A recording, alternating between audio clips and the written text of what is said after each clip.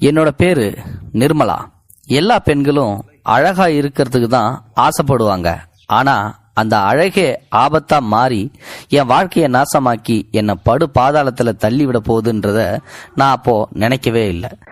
நான் ஒரு கிராமத்துல பிறந்த சாதாரண குடும்பத்தை சேர்ந்த பொண்ணு. அப்பா அம்மா அப்புறம் எனக்கு ஒரு அண்ணனும் இருக்காங்க. அண்ணனை மட்டும் அளவுக்கு அதிகமாகவே படிக்க வச்சாங்க. சொல்லப்போனா எங்ககிட்ட இருக்கிற எல்லா சொத்தையும் வித்து எங்க அண்ணனை படிக்க வச்சாங்க. ஆனா என்னன்னு தெரியல, என் படிப்பை மட்டும் பாதியிலே நிறுத்தி வீட்டுக்குள்ள முடக்கிட்டாங்க. அப்போ இருந்த மனநிலையில நானும் வீட்டு வேலைகளை செஞ்சுக்கிட்டு சந்தோஷமாக தான் இருந்தேன். என்னோட அண்ணனும் படிப்பை முடிச்சுட்டு நல்ல வேலையிலையும் போய் சேர்ந்துட்டான். அவனோட வேலை செஞ்ச ஒரு பொண்ணை காதலிச்சு கல்யாணமும் செஞ்சுக்கிட்டான். அப்புறம் டவுனுக்கு போய் குடி போயிட்டான். பெத்த மகன் நம்மளை கடைசி காலத்துல உட்கார வச்சு நம்மளை காப்பாத்துவோம் அப்படின்னு சொல்லி எங்க அப்பா அவர்கிட்ட இருந்த சொத்து எல்லாத்தையும் வித்து எங்க அண்ணனை படிக்க வச்சாரு. ஆனா அவனும் எங்க வீட்டை விட்டுட்டு டவுன்ல போய் குடி போயிட்டான். அந்த வருத்தத்திலேயே எங்க அப்பா இறந்தும் போயிட்டாரு. அப்பாவுக்கு செய்ய வேண்டிய எல்லா காரியங்களையும் முடிச்சு எங்க அண்ணன் என்கிட்ட வந்து, இத பாரு நிர்மலா, நான் அம்மாவை என் கூட அழைச்சிட்டு போறேன், அவங்கள நல்லா பார்த்துக்குவேன். ஆனா உன்னை என்னால அழைச்சிட்டு போக முடியாது. உனக்கு கல்யாணம் செஞ்சு வைக்கிறதுக்கும் அதுக்கப்புறம் செய்ய வேண்டிய செய்முறைகளையும் எனக்கு செய்ய என் மனைவிக்கும் விருப்பம் இல்லை, எனக்கும் விருப்பம் இல்லை. என் மனைவியை மீறி என்னால ஒன்றும் செய்ய முடியாது. அது மட்டும் இல்லை, எனக்கும் குடும்பம் பிள்ளையா ஆயிடுச்சு. உன்னை போய் கல்யாணம் பண்ணி கொடுத்துட்டு அதுக்கப்புறம் என்கிட்ட உனக்கு கொடுக்கறதுக்கு பொருளாதாரமும் இல்லை. உன்னை நான் எங்கேயாவது வேலைக்கு சேர்த்துட்றேன், உனக்கு பிடிச்ச பையனா பார்த்து நீயே கல்யாணம் செஞ்சுக்கோ, தயவு செஞ்சு என்னை மன்னிச்சிரு அப்படின்னு சொன்னான். இதை கேட்டதும் எனக்கு ரொம்ப அழுகையா வந்துருச்சு. எங்களோட இயலாமையை நினைச்சு அழுவுறதா இல்லை வேற என்ன செய்ய முடியும்? இதை கேட்டுக்கிட்டு இருந்த எங்க மாமா பேச ஆரம்பிச்சாரு. எங்க அம்மா கிட்ட, அக்கா, கல்யாணம் ஆகி பல வருஷமா நான் குழந்தை இல்லாம இருக்கேன். நான் நிர்மலாவை என் கூட அழைச்சிக்கிட்டு போறேன். நேரம் வரும்போது நானே கல்யாணமும் செஞ்சு வைக்கிறேன் அப்படின்னு சொல்லி சொன்னாரு. இதை கேட்டு எங்க அம்மாவுக்கு இதுல விருப்பம் இல்லதான். ஆனா இதை விட்டா அவங்களுக்கு வேற என்ன செய்ய முடியும்? எங்கேயோ போய் கண்காண நேரத்துல கஷ்டப்படுறத விட தான் சொந்த தம்பி கூட அவனோட அரவணைப்புல இருந்தா பாதுகாப்பா இருப்பா அப்படின்னு சொல்லி எங்க அம்மா நம்பினாங்க.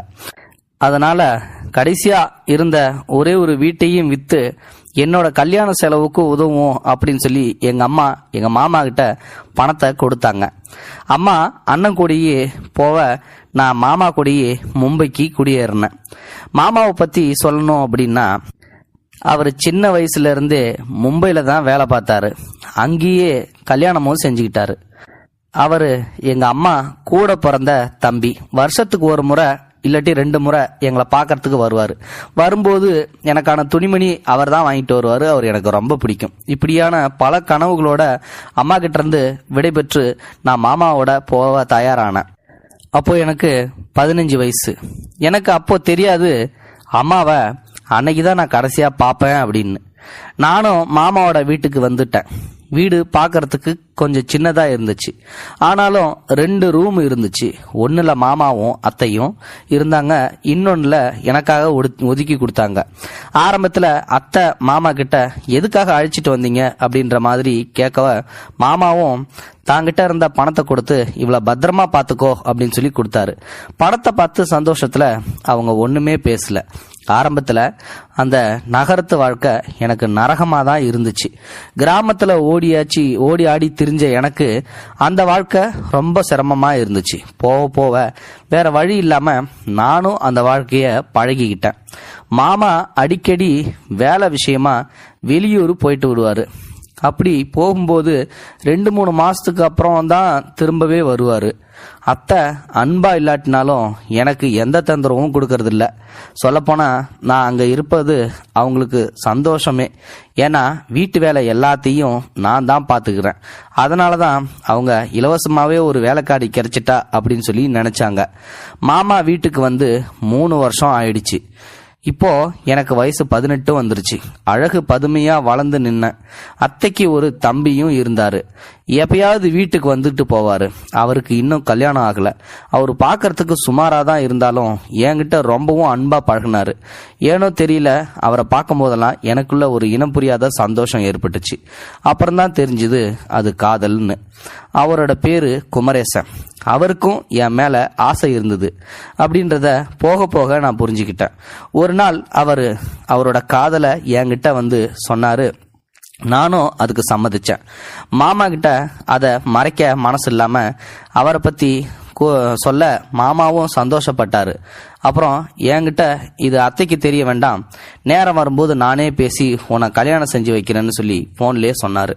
மாமா வீட்டில் இல்லாத சமயத்துல சில நாட்கள் அத்தை தன்னோட தோழிகளை பார்க்கறதுக்காக வெளியில போறேன் அப்படின்னு சொல்லிட்டு இரவு நேரங்களில் வெளியில போவாங்க. இப்படி நைட் டைம்ல வெளியில போகும்போது அவங்க திரும்ப ஒரு டைம் வர்ற நேரம் பொழுதே விடிஞ்சிடும். வந்து என்கிட்ட இதை பத்தி உன்னோட மாமா கிட்ட எதுவும் சொல்லக்கூடாது அப்படின்னு சொல்லுவாங்க. நானும் இந்த நகரத்து வாழ்க்கையில இதெல்லாம் சகஜம் போலன்னு சொல்லிட்டு அதை நினைச்சு நான் எதையும் அவர்கிட்ட சொல்றதே இல்லை. நானும் அதிகமா வெளியில எங்கேயும் போறதில்ல. பக்கத்துல இருக்கிற ஒரு கோயிலுக்கு மட்டும் எப்பயாச்சும் போயிட்டு வருவேன். மற்ற நேரங்கள்ல ஏதாவது பொருள் வாங்கணும் அப்படின்னா என் அத்தை என்னை கூட்டிட்டு போவாங்க. என்னோட காதலும் ரகசியமாகவே வளர்ந்துகிட்டு இருந்துச்சு. குமரேசனை எனக்கு ரொம்பவும் பிடிச்சு போனதால மனசளவில் அவரை பற்றியும் அவரோட வாழவிருக்கிற அந்த வாழ்க்கையை பற்றின கனவு என் நெஞ்சுக்குள்ள ஓடிக்கிட்டே இருந்துச்சு. அக்கா வீடு அப்படின்றதால அவர் அடிக்கடி வந்து பார்க்கறது பேசுறது எல்லாமே போயிட்டு இருந்துச்சு. ஒரு நாள் ராத்திரி கதவு தட்டுற சத்தம் கேட்டுச்சு. வீட்டில் நானும் அத்தை மட்டும்தான் இருந்தோம். அத்தை சீக்கிரமாவே போயிட்டு படுத்துக்கிட்டாங்க. மாமாவும் வேலை விஷயமா வெளியூர் போயிட்டாரு. நானும் யாரா இருக்குன்னு சொல்லி யோசிச்சுக்கிட்டே கதவை திறந்தேன். அங்கே முரட்டுத்தனமா ஒரு ஆள் நின்றுகிட்டு இருந்தான். அவனை பார்க்கறதுக்கே பயமா இருந்துச்சு. கண்கள் செவந்து பெரிய மீசையோட இருந்தான் அந்த ஆளு. நான் கதவை மூடுறதுக்கு ட்ரை பண்ணேன். அவரோட சாதாரணமா கதவை தள்ளிட்டு வீட்டுக்குள்ள நுழைஞ்சான், அத்தையோட பேரை சொல்லிக்கிட்டே. நானும் அவங்களோட உருவத்தை பார்த்து ஒதுங்கி போயிட்டேன். அந்த அளவுக்கு பயங்கரமா இருந்தான். அவனோட குரல் கேட்டு அத்தையும் எழுந்திருச்சு வெளியில வந்தாங்க. அவரை பார்த்ததும் பதட்டம் அடைஞ்ச என் அத்தை என்னை சமையல் அறைக்கு போகும்படி கண்ணால சைகை காட்டினாங்க. நானும் அங்கு போக அவரும் என்னை பின்தொடர்ந்து சமையல் அறைக்கு வந்தாங்க. வந்துட்டு என் அத்தை என்கிட்ட ஒரு வார்த்தை சொன்னாங்க. இதை பாரு, நீ ஏதாவது வேலை பார்த்துக்கிட்டு இருந்தீங்கன்னா அதை இங்கேயே பாரு, என் ரூமுக்கு மட்டும் வராத அப்படின்னு சொல்லிட்டு போகும்போது ஒரு துண்டு இஞ்சியை எடுத்துக்கிட்டு போனாங்க. அப்புறம் அவரையும் கூட்டிகிட்டு தன்னோட ரூமுக்குள்ள போயிட்டு கதவை தாப்பா போட்டுக்கிட்டாங்க. நானும் அவர் யாரா இருக்கும்னு சொல்லி யோசிச்சுக்கிட்டே வேலையெல்லாம் பார்த்துக்கிட்டு இருந்தேன். 2 மணி நேரம் கழிச்சு ரூம்ல இருந்து என்னை கூப்பிட்டாங்க அத்தை. நானும் என்னன்னு சொல்லி கேட்க ரூமை திறந்தேன். ரூமை சுத்தம் பண்ண சொன்னாங்க. அங்கே கடிச்சு துப்பப்பட்டிருந்த அந்த இஞ்சி துண்டு கிடந்தது. அத்தையோட தலைமுடி களைஞ்சி எல்லா ட்ரெஸ்ஸும் களைஞ்சிருந்துச்சு. எனக்கு ஓரளவு புரிஞ்சு போச்சு இங்கே என்ன நடந்திருக்கும்னு சொல்லிட்டு. நானும் ஒன்றும் சொல்லாமல் ரூமை சுத்தம் பண்ணிக்கிட்டு இருந்தேன். அந்த முரட்ட ஆளும் என்னையே கூர்ந்து பார்த்துக்கிட்டு இருந்தான். எனக்கு ஒரு மாதிரியாக இருந்துச்சு. அதுக்கப்புறம் அந்த முரட்டாளு அத்தையோட ரூம் விட்டு வெளியில் வந்தான். கரெக்டாக அவன் வெளில வர்றதுக்கும் குமரேசன் வர்றதுக்கும் சரியாக இருந்துச்சு. குமரேசன் அவனை பார்த்து ரொம்ப கோவமா, இவன் என்னடா பண்றது அப்படின்னு சொல்லி யோசிச்சுக்கிட்டு அவங்க அக்கா கிட்ட போயிட்டு 2 பேருமே சத்தம் போட்டு கோவமா ஏதோ பேசிக்கிட்டு இருந்தாங்க. ஆனால் நான் விட்டு கேட்கலான்னு பார்த்தேன். எனக்கு அது காதில் விழுவவே இல்லை. கொஞ்ச நேரத்தில் குமரேசனும் கோவமா அங்கேருந்து அவங்க அக்காட்ட சண்டை போட்டு போயிட்டாப்புல. அத்தை மட்டும் கொஞ்ச நேரம் அழுதுகிட்டே இருந்தாங்க. நானும் என்னாச்சு அப்படின்னு சொல்லிட்டு கேட்க அவங்க என் மேலே கோவப்பட்டு எல்லாமே ஒன்னால் தான் அப்படின்னு சொல்லிட்டு எரிஞ்சு விழுந்தாங்க. நானும் ஒன்றும் புரியாமல் என் வேலையெல்லாம் முடிச்சுட்டு என்னோட ரூமுக்கு போயிட்டு படுத்துக்கிட்டேன். மறுநாள் காலையில் எங்கள் அத்தை என்கிட்ட உங்ககிட்ட ஒரு நல்ல துணிமலையில் இருந்துன்னா அதை போட்டுக்கோ, நாம் ஒரு ரிலேஷனை பார்க்க போகிறோம் அப்படின்னு சொன்னாங்க. எனக்கும் அத்தையோட கோபம் தணிஞ்சிச்சா போதும் அப்படின்னு சொல்லிட்டு அவங்க பேசுனதே சந்தோஷமாக இருந்துச்சு. அவங்க சொன்ன மாதிரியே நானும் ஒரு நல்ல ட்ரெஸ்ஸை போட்டுக்கிட்டேன். அவங்களோடையே புறப்பட்டேன். போகிற வழியில் ஒரு ஆட்டோவை பிடிச்சி அவரோட நகரத்துக்கு ஒரு மையப்பகுதிக்கு அழிச்சிட்டு போனாங்க. அங்கே மக்கள் நடமாட்டம் அதிகமாகவே இருந்துச்சு. அதிகமாக வீட்டை விட்டு வெளியே வராததால் அது எனக்கு எந்த இடம் அப்படின்றதும் தெரில. ஒரு இடத்துல 2 பேரும் இறங்கினதுக்கப்புறம் ஒரு வீட்டோட கதவை தட்டினாங்க அத்தை. அந்த வீட்டில இருந்து ஒரு நடுத்தர வயது பெண்மணி ஒருத்தங்க வந்தாங்க. அத்தையை பார்த்து அவங்க சிரிச்சாங்க. ஒரு பையையும் அவங்ககிட்ட கொடுத்தாங்க. அப்புறம் அத்தை என்கிட்ட, நீ இங்கேயே இரு, நான் வேற ஒரு ரிலேஷன் வீட்டுக்கு பாட்டு வந்துட்டு உன்னை நான் அழைச்சிட்டு போகிறேன் அப்படின்னு சொன்னாங்க. நானும் அவங்க சரின்னு சொன்னதுக்கு தலையாட்டினேன். அப்புறம் அந்த நடுத்தர வயது பெண்மணி என்னை வீட்டுக்குள்ளே கூப்பிட்டாங்க. வீடு முகப்பில் பார்க்கறதுக்கு கொஞ்சம் சின்னதாக இருந்தாலும் உள்ள பிரம்மாண்டமாக இருந்துச்சு. நிறைய ரூம்லாம் இருந்துச்சு. அங்கே ஆண்களும் பெண்களும் அங்கு இங்குமா போயிட்டு இருந்தாங்க. அந்த பெண்மணி ஹிந்தி மட்டுமே பேசினாங்க. என்னை ஒரு இடத்துல உட்கார சொல்லி சைகை காமிக்க நானும் அங்கேயே உட்காந்துக்கிட்டேன். நானும் அங்கே உள்ளவங்களை எல்லாத்தையும் கவனிச்சுக்கிட்டே இருந்தேன். அந்த இடமே எனக்கு கொஞ்சம் வித்தியாசமாக பட்டுச்சு. அரைகுறை ஆடையோட பெண்கள் வலம் வந்துக்கிட்டு இருந்தாங்க. சில ஆண்கள் போதையில் தள்ளாடிக்கிட்டு அவங்களோட பின்னாடியே போய்கிட்டு இருந்தாங்க. ரொம்ப நேரமாக அந்த நடுத்தர வயது பெண்மணிக்கிட்ட நான் வீட்டுக்கு போகணும் அப்படின்னு சொல்லி சொன்னேன். அவங்க ஏதோ பேசிக்கிட்டே வேகமாக சிரிக்க ஆரம்பித்தாங்க. எனக்கு ஒன்றும் புரியாமல் நான் முழிச்சுக்கிட்டே இருந்தேன். அப்புறம் அங்கே இருந்த பெண்மணியில் ஒரு பெண்ணோட பெயரை சொல்லி, இங்கே வா, இவளுக்கு நான் சொல்கிறத தமிழில் எடுத்து சொல்லு அப்படின்னு சொல்லி சொன்னாங்க. அவங்களோட பேர் கல்யாணி. அந்த நடுத்தர வயது பெண்மணி கல்யாணிக்கிட்ட ஏதேதோ சொல்ல என்கிட்ட அதை விளக்கி சொன்னாங்க. பாரம்மா, உன்னோட அத்தை உன்னை இங்கேயே பணத்தை வாங்கிட்டு வித்துட்டு போயிட்டாங்க. நீ இங்கேருந்து போக முடியாது, சரியா? அவங்க என்ன சொல்கிறாங்களோ அதைப்படி நீ கேட்டு நடந்துக்கோ, அதான் உனக்கு நல்லது அப்படின்னு சொல்லி எனக்கு சொன்னாங்க. அவங்க சொன்ன உடனே எனக்கு தலையை பிடிச்சிக்கிட்டு அழுகுற மாதிரி நான் ரொம்பவே அழுதுட்டேன். நான் அழுகிறத பார்த்து அங்கே இருந்த யாருமே கண்டுக்கல. ஏன்னா அது மாதிரி நிறைய பொண்ணுங்க டெய்லி அங்கங்கே நடந்துகிட்டு இருக்கு போல். அவங்க சொன்னதை என்னால் நம்ப முடியல, ஆனால் நம்பாமல் இருக்கவும் முடியல.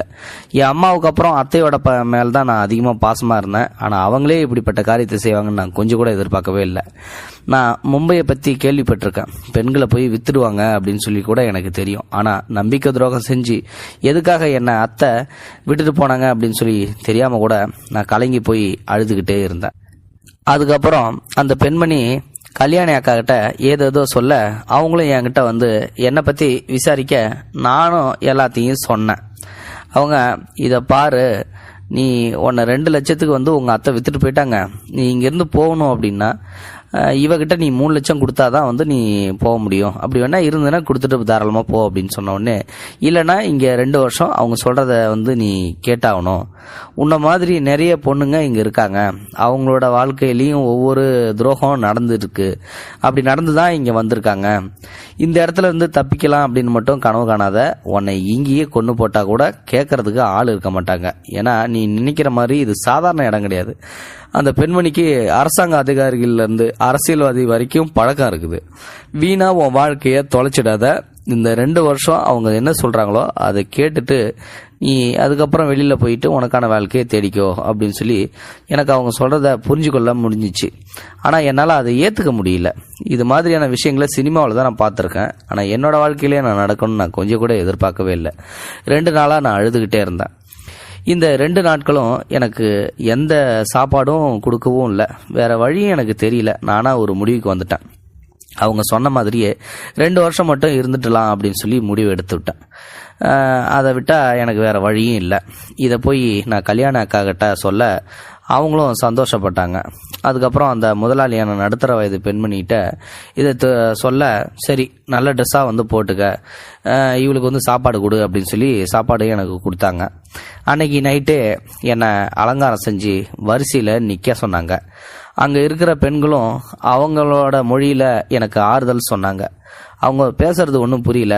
அப்படியா இருந்தாலும் அவங்க என்ன சொன்னாங்கன்னு எனக்கு ஓரளவு புரிஞ்சுக்கிச்சு. எனக்கு நடந்த துரோகத்தை நினச்சி என் வாழ்க்கையை வெறுத்துருச்சு. அதுக்கப்புறம் என்கிட்ட கல்யாணி அக்கா வந்தாங்க. வந்துட்டு என்கிட்ட ஒரு வார்த்தை சொன்னாங்க. உன்னை ஒரு பணக்காரன் இன்னைக்கு நைட்டு வந்து சொல்லியிருக்கான், உன்னை வந்து கூப்பிட்டுருக்கான். போகும்போது நீ இந்த தொழிலுக்கு புதுசு, ஆண்கள்கிட்ட முரண்டு பிடிக்காத. அப்படி பிடிச்சா அவங்களுக்கு வெறி அதிகமாகி உன்னை காயப்படுத்திடுவாங்க. பார்த்து பக்குவமாக நடந்துக்கோ அப்படின்னு சொல்லி புத்திமதி சொல்லி ஒரு இஞ்சி துண்டையும் என்கிட்ட கொடுத்து இதை வாயில் வச்சுக்கோ அப்படின்னு சொல்லி கொடுத்து அனுப்புனாங்க. எனக்கு அவங்க சொன்னது ஒன்றுமே புரியல. எதுக்காக இஞ்சி துண்டை கொடுக்குறாங்க அப்படின்றது. நானும் நடைப்பயணமாக போய் ரூமில் உட்காந்துருந்தேன். கொஞ்சம் நேரத்துலேயே அந்த பணக்கார கிழவன் உள்ளே வந்தான். என் பக்கத்தில் உட்காந்து அவன் பேச ஆரம்பிக்க வாயிலிருந்து சாராய நாத்தம் வெளில வந்துச்சு. என்னையும் மீறி கொமட்டிக்கிட்டு வாந்தி எடுத்தேன். ஆனால் அவன் அதை கூட கண்டுக்கவே இல்லை. அவனோட வேலையிலே அவன் குறியாக இருந்தான். ஒரு கட்டத்தில் அவங்ககிட்ட இருந்து தப்பிக்க முயற்சி பண்ணேன். ஆனால் என்னால் முடியல. கன்னத்தில் அரைஞ்சி என்னை படுக்க வச்சுட்டான்.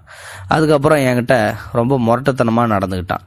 2-3 தடவை எனக்கு நரகத்தை காண்பிச்சு விடிஞ்சதுக்கப்புறம் சில ரூபாய் நோட்டுகளை வீசிவிட்டு அங்கேருந்து போயிட்டான். நான் ஏந்திரிச்சு உட்கார கூட தெம்பே இல்லாமல் படுக்கிறத பார்த்த கல்யாணி அக்கா பதறி போய் அவர் தான் எனக்கு காயங்களுக்கு மருந்தெல்லாம் வச்சாங்க. இப்படிப்பட்ட அந்த நரகத்துலேயும் எனக்கு கல்யாணி அக்கா இருக்கிறது ரொம்ப ஆறுதலாக இருந்துச்சு. நான் குமரேசனோட எப்படியெல்லாம் இருக்கணும்னு சொல்லி ஆசைப்பட்டனோ அத்தனை கனவுலையும் கழிச்சிட்டு போயிட்டான் இந்த பணக்கார கிழவன் அப்படின்னு சொல்லி மீண்டும் 2 நாள் கழிச்சு அதே நரகம் எனக்கு வந்துக்கிட்டே தான் இருந்துச்சு. ஆனால் இந்த தடவை கல்யாணி அக்கா சொன்ன மாதிரி நான் முரண்டெல்லாம் பிடிக்கல. ஒரு மரக்கட்டை போல் நான் படுத்து கிடந்தேன். வந்தவன் எந்த தொந்தரவும் செய்யாமல் அவன் வேலையை மட்டும் முடிச்சுட்டு போயிட்டே இருந்தான். இப்படியே எனக்கு 1 வருஷம் கடந்துருச்சு. இந்த 1 வருஷத்தில் எனக்கு கல்யாணி அக்கா அப்பப்போ ஆறுதல் சொல்லிக்கிட்டே வந்தாங்க.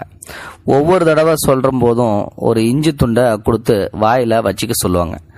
ஒரு முறை அத்தைகிட்டையும் இதே செயலை நான் பார்த்துருக்கேன். இதை பற்றி கல்யாணி அக்காட்ட கேட்க அவங்களும் சிரிச்சுக்கிட்டே போவாங்க.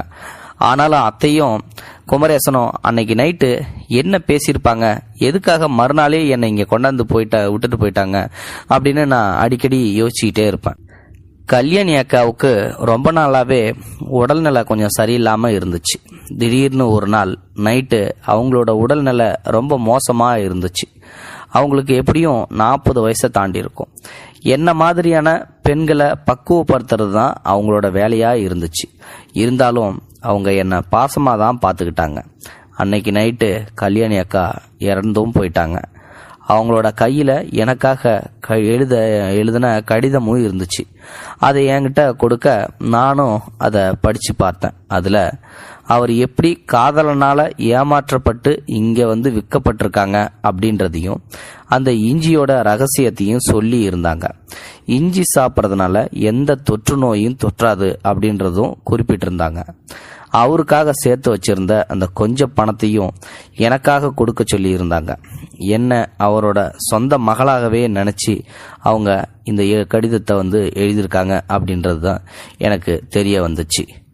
அவங்க இல்லாததை நினச்சி 1 வாரம் நான் அழுதுகிட்டே தான் இருந்தேன்.